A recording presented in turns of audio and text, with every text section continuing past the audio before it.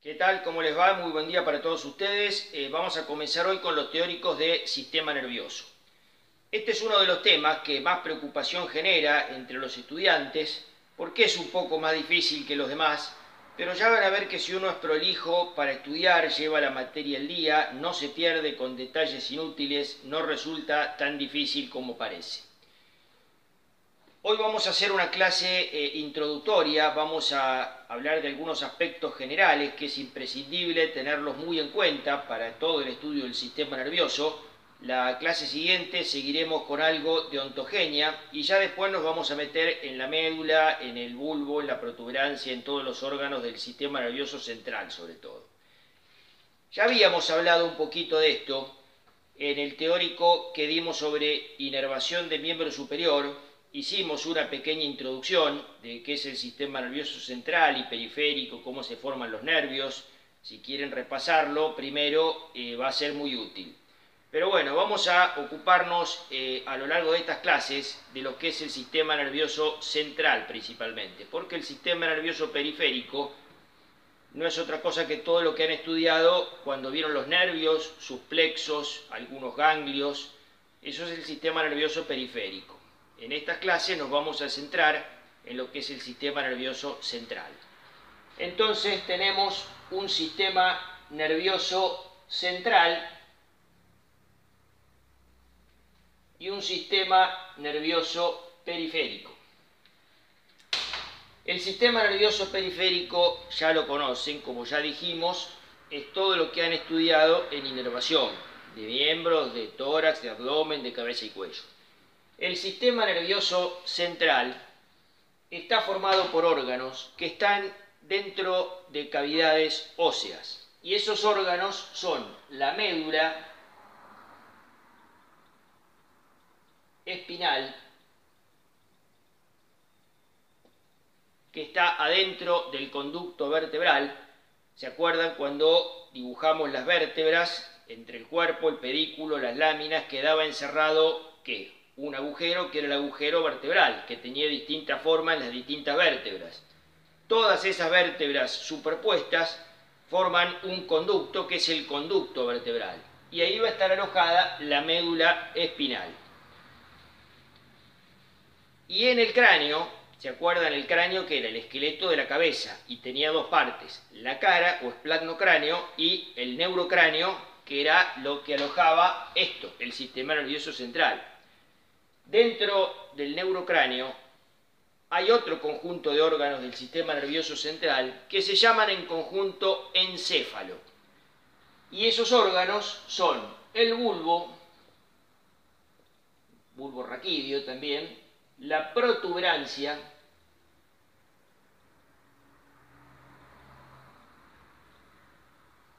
el mesencéfalo,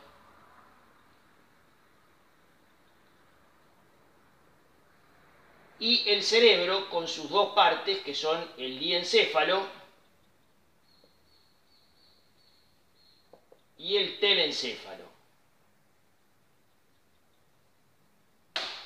Y además de esto, el cerebelo.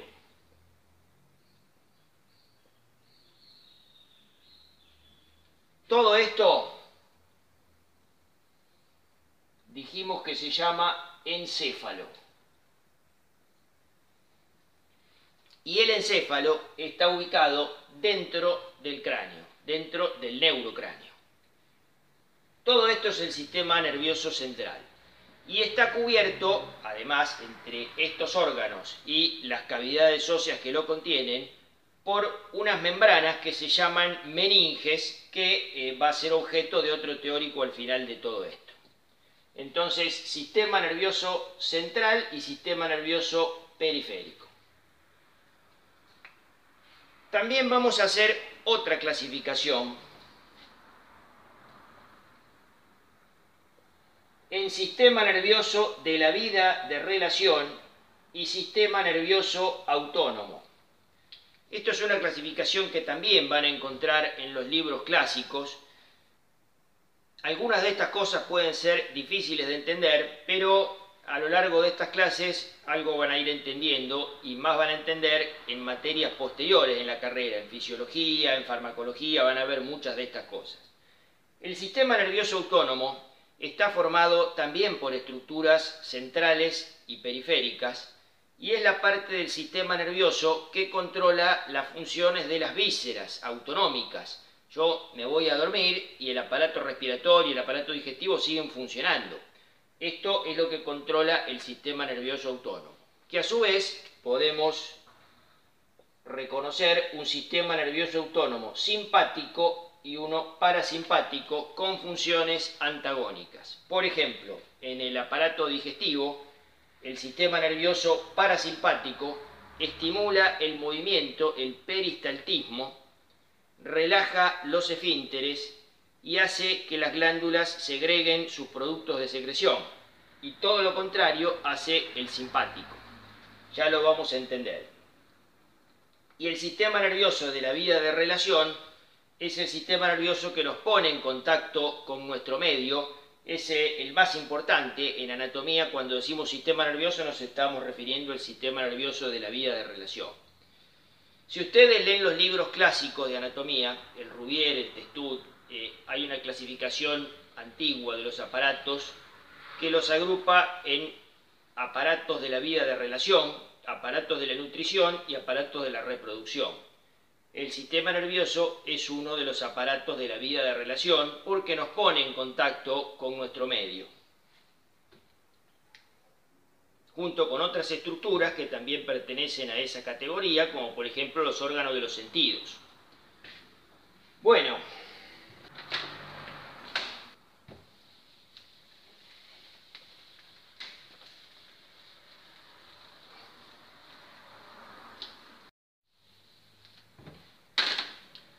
¿y qué es el sistema nervioso? ¿Para qué sirve? Para contextualizar un poquito esto, vamos a hablar un poquito de cómo ha evolucionado el sistema nervioso en los distintos grupos de organismos. Supongamos que tenemos un organismo unicelular, como puede ser un protozoo, que está acá en el agua tranquilo y aparece un estímulo, como puede ser una sustancia química nociva.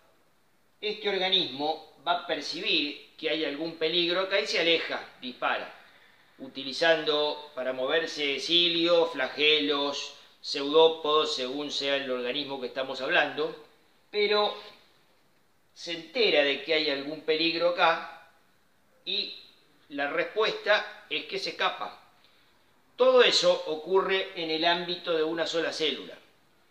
Cuando aparecen los organismos multicelulares, todas las células tienen que ponerse de acuerdo para recibir este estímulo y para tomar una determinación que es escaparse del peligro. Y así es como surgen los distintos aparatos y sistemas, en este caso el sistema nervioso. Los organismos multicelulares, les digo a título informativo, son relativamente recientes. La vida existe sobre la Tierra hace 3.500 millones de años, pero los organismos multicelulares se originaron recién hace 750 millones de años. Fíjense que la mayor parte de la historia de la vida en la Tierra fueron organismos formados por una sola célula.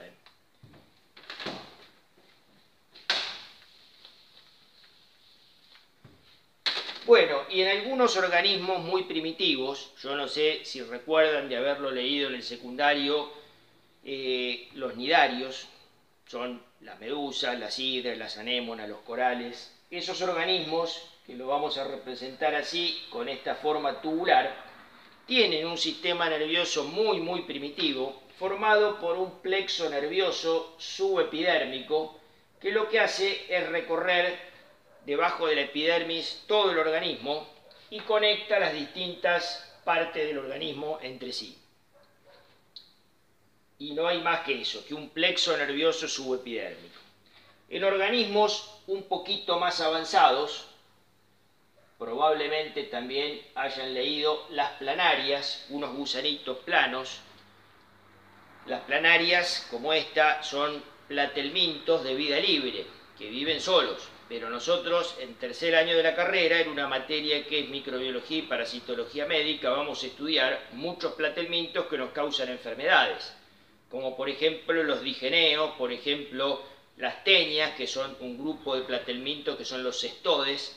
Eso, acuérdense de que los platelmintos en algún momento de la carrera los van a volver a ver. Estos animalitos tienen cordones nerviosos que recorren todo el cuerpo alargado, vermiforme, y un par de ganglios en el extremo cefálico. Hay algunos tractos que los conectan entre sí, prolongaciones nerviosas hacia afuera, y estos cordones longitudinales con algunos ganglios cerebrales, se mantiene este patrón así en general en todos los invertebrados, con algunas pequeñas diferencias, no tan pequeñas, pero para nosotros mucho más que esto no nos interesa.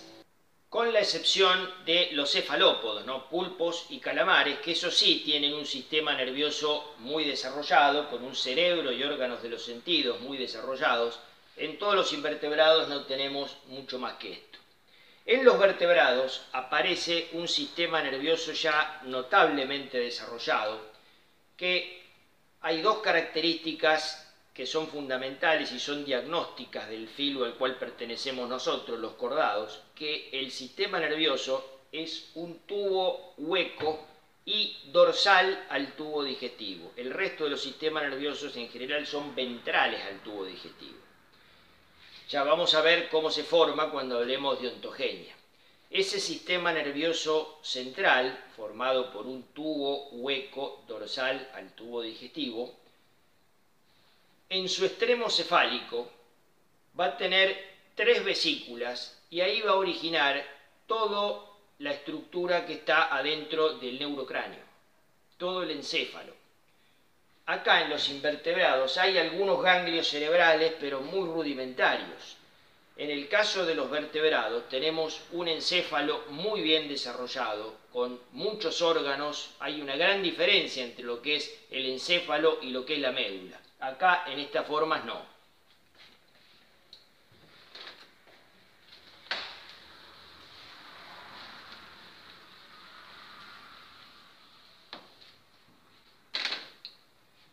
Bueno, vamos a hablar un poquito de la organización y estructura en general del sistema nervioso y del tejido nervioso. ¿Por qué? Porque en el sistema nervioso hay una gran heterogeneidad funcional. ¿Qué quiere decir esto? Si uno toma el 5% del hígado, del pulmón o del páncreas, funcionan igual que el 95% restante. Y en el sistema nervioso eso no pasa. Cada sector chiquitito funciona de una forma completamente diferente a otro que por ahí está al lado. Entonces tenemos que hablar un poquito de la organización general.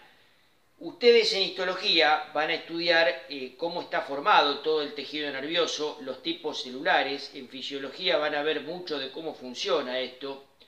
Y acá vamos a hacer unas consideraciones muy elementales, muy pequeñas, de lo mínimo que necesitan saber para entender la neuroanatomía y la organización general del sistema nervioso.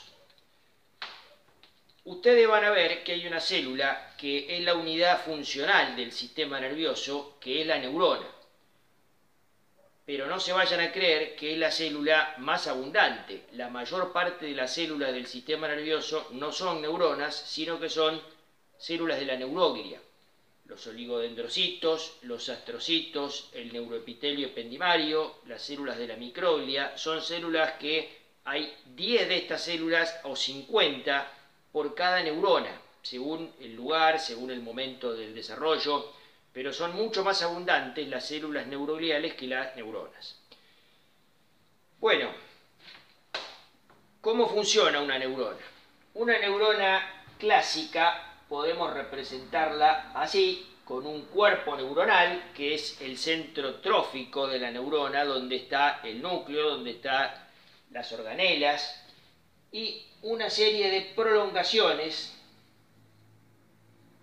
que se ramifican, que son las dendritas, y una prolongación que es el axón única, que termina en unas ramificaciones que es el telodendrón. Vamos a hacer el núcleo acá. Esta sería una neurona típica. pero en realidad es uno de los tipos de neurona, que es una neurona multipolar, que tiene varios polos. Y en esta neurona tenemos estas ramificaciones dendríticas y esta que es el axón. Hay otras neuronas como esta, que son las neuronas unipolares, que tienen un cuerpo neuronal y una sola prolongación. Eso es raro en los vertebrados. Estas son patrimonio casi exclusivo de los invertebrados. La que sí tenemos nosotros, y es muy frecuente, la vamos a ver en los ganglios de la raíz posterior, es la neurona pseudo-unipolar, que tiene una prolongación así, de donde salen la dendrita y el axón.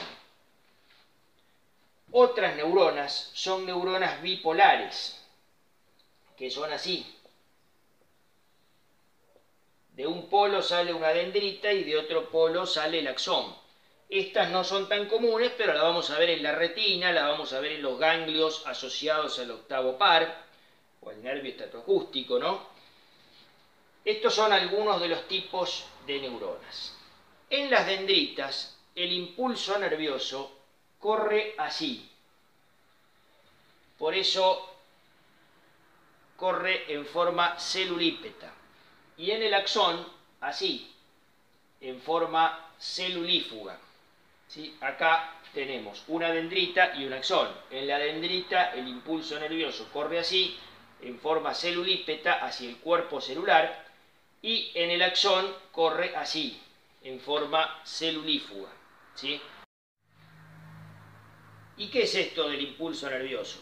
Yo les voy a dar una explicación así muy somera, pero lo van a ver con mucho más detalle el año que viene en fisiología.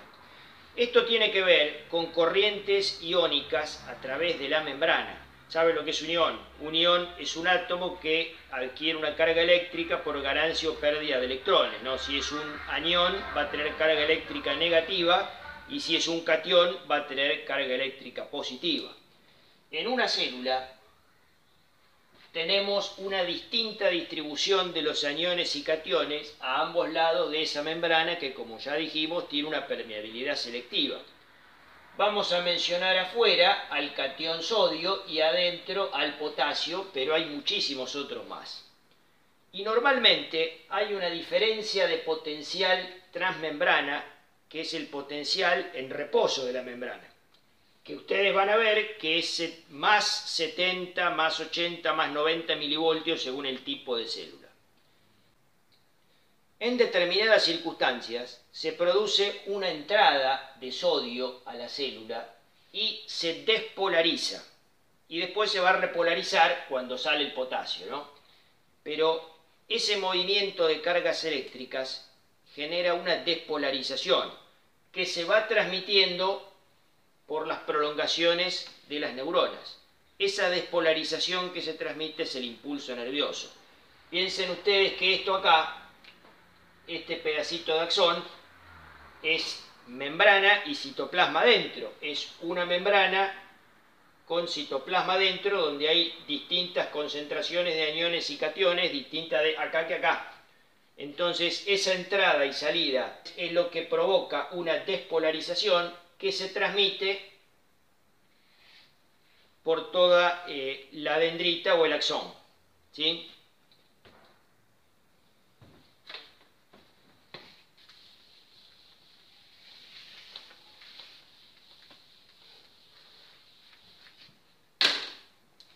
Otra cosa más. Vamos a representar a las neuronas así. Cuando desarrollemos las vías de conducción nerviosa, vamos a hacer varias neuronas que tienen distintas estaciones de relevo y las vamos a hacer todas así. ¿Sí? Este sería el cuerpo y este sería el axón y este la terminación del axón, el telodendrón. Una neurona se va a comunicar con otra neurona en lo que se llama sinapsis.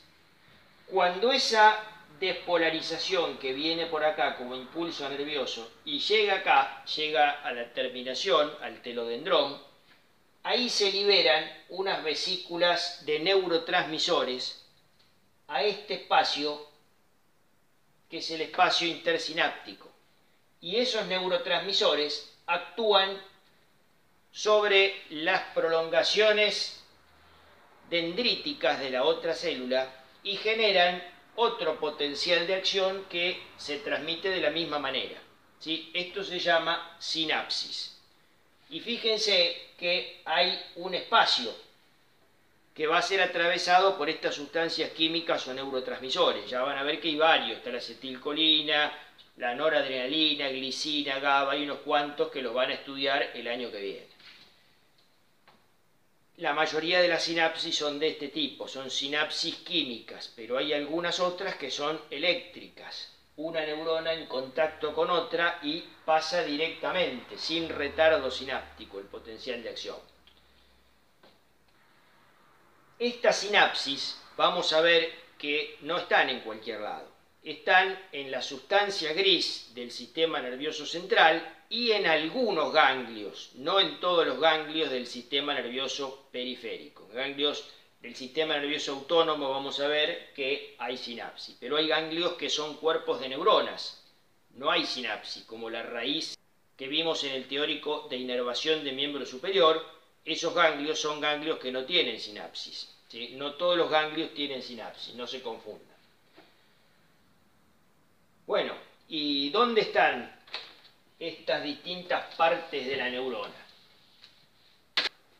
Si se acuerdan, habíamos hecho un corte de la médula espinal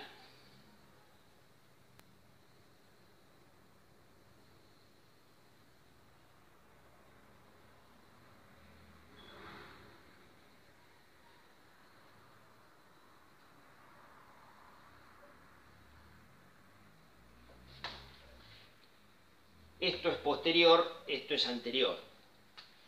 Acá tenemos una neurona pseudo-unipolar en la raíz posterior que tiene una prolongación que sale con el nervio raquídeo hacia afuera y, por ejemplo, recibe estímulos de la piel. Entonces el impulso nervioso viene hacia acá y entra por la otra prolongación axónica de la célula al asta posterior. Y acá, en el asta anterior, hay una neurona motora que hace un contacto sináptico acá y sale por la raíz del asta anterior de la médula, por ejemplo, hacia un músculo. Esto así no era tan sencillo. Hay un montón de cosas acá, otras neuronas, interneuronas, ya después lo iremos a ver. Pero esto como para que tengan una idea general de qué es la sustancia gris y qué es la sustancia blanca. En la sustancia gris tenemos cuerpos neuronales, tenemos sinapsis y en la sustancia blanca tenemos fibras mielínicas. ¿Qué es eso? Prolongaciones dendríticas o axónicas cubiertas por mielina. La mielina, vamos a ver que no es otra cosa que una membrana plasmática enrollada en una célula. Por eso es una sustancia lipídica, es membrana plasmática, es una doble capa de fosfolípidos enrollada en la prolongación celular que corresponda. Ustedes piensen que esto es una prolongación celular y acá hay células que están enrolladas en ese axón o esa dendrita y forman la vaina de mielina. Hay espacios entre esas células que se llaman nodos de Ranvier y por eso las fibras mielínicas conducen mucho más rápido que las fibras amielínicas. Fibras amielínicas hay, algunas pocas, pero hay, son algunas que están en el sistema nervioso autónomo. Acá hay una conducción saltatoria, se llama, así, que va saltando esos nodos de Ranvier. No es que salta así como un canguro, después lo van a estudiar bien en fisiología, pero eso ya es muy complejo. Sepan que estas fibras amielínicas son de conducción rápida y las amielínicas son lentas. La mielina en el sistema nervioso central, acá, está formada por un tipo de células y en el sistema nervioso periférico está formado por otro tipo de células. Acá la mielina son oligodendrocitos y acá la mielina son células de Schwann. Y esas células de Schwann están rodeando el axón o la dendrita. Así me lo explicaron a mí en histología. Imagínense que esta es la célula y esa pelota que yo tiré de dentro es el núcleo, ¿no? Esto sería la célula con el núcleo. Y esto sería la prolongación axónica o dendrítica. Si yo hago esto, enrosco todo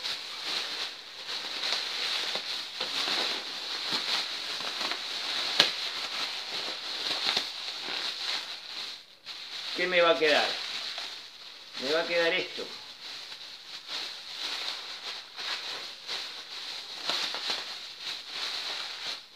Me va a quedar la prolongación nerviosa cubierta por toda esa bolsa enrollada. Y esto que queda acá va a ser el núcleo.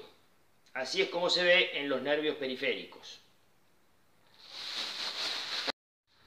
Bueno, esto como para que tengan una idea de lo que es sustancia gris y sustancia blanca. La sustancia gris son cuerpos celulares, sinapsis.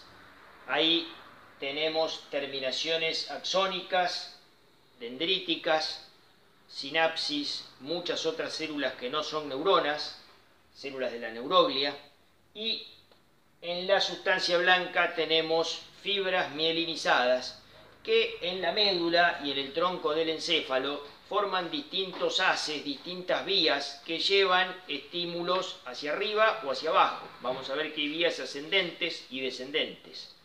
Eso ya lo estudiaremos en clases posteriores. Bueno, por ahora dejamos acá y nos encontramos en la siguiente clase teórica que vamos a hablar de ontogenia. Adiós, que les vaya bien.